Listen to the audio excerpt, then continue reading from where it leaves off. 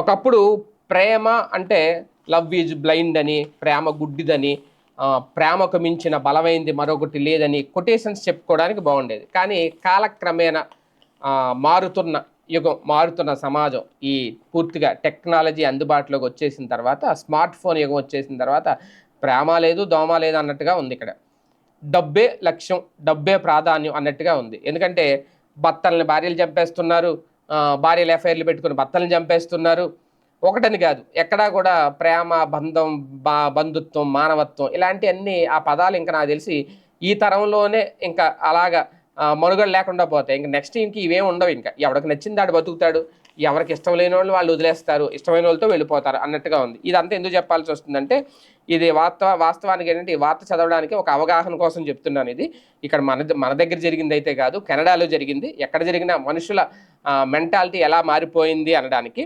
కెనడాలోనంట ఒక వ్యక్తి లాటరీలో జాక్పాట్ కొట్టాడు. అది కూడా ఎంత అంటే $3.6 మిలియన్ వచ్చినాయంట. అంటే మన కరెన్సీ ప్రకారం చూసుకుంటే దాదాపుగా 30 కోట్లు గెలిచాడట.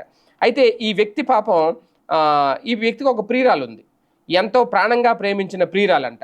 అయితే ప్రాణంగా ప్రేమించిన ప్రియురాలంటే 30 కోట్లు ఏంటి, అతను 300 కోట్లు తగిలినా ఆ ప్రియురాల చేతిలో పెడతాడు, అందులో నో డౌట్.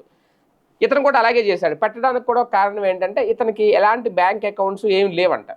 అయితే తన ప్రియురాలకి బ్యాంక్ అకౌంట్ ఉంటే ఆ సంస్థ యాజమాన్యానికి చెప్పి తన అకౌంట్లో వేయండి ఈ డబ్బు అని చెప్పి ఒప్పించి దానికి సంబంధించిన డాక్యుమెంట్స్ అన్ని పూర్తి చేసి ఆ అమౌంట్ తన అకౌంట్లో పడేలా చేశాడట. మొత్తానికి ఆ అకౌంట్లో డబ్బులు పడ్డాయి.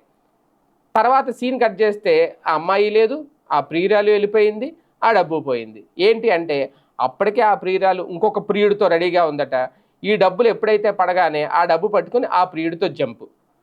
చివరికి ఈ లాటరీ కొట్టిన ప్రియుడు ఏమయ్యాడంటే ఇతను కొట్టిన లాటరీని ఆవిడ కొట్టేసింది అనమాట. ఆ ప్రియురాలు కొట్టేసింది. ఇతనికి ప్రాణంగా ప్రేమించిన ప్రియురాలు పోయింది, లాటరీ రూపంలో వచ్చిన డబ్బు పోయింది. తర్వాత లబోదీపం అన్నాడంట. తర్వాత పోలీసుల్ని ఆశ్రయించాడు. ఓకే, తర్వాత ఏం జరుగుద్దో తెలియదు కానీ ఫైనల్గా ఇది కూడా ఒక అతి పెద్ద మోసం అనమాట. ఇలాంటి థియేటర్స్, ఇలాంటి మోసగాళ్ళు పెరిగిపోతున్నారు. ఇక్కడ ప్రేమ అనే కాన్సెప్ట్ పక్కకి వెళ్ళిపోయింది. డబ్బు అనేది అక్కడ ప్రాధాన్యం అనమాట. ఒక అమాయకుడిని చేసి ఇలా చేశారు. ఇది కెనడాలో జరిగింది అనుకోండి, ఇక్కడ కాదు. కాకపోతే ఇలా ఉంది సమాజం అని చెప్పడానికి చెప్తున్నాను.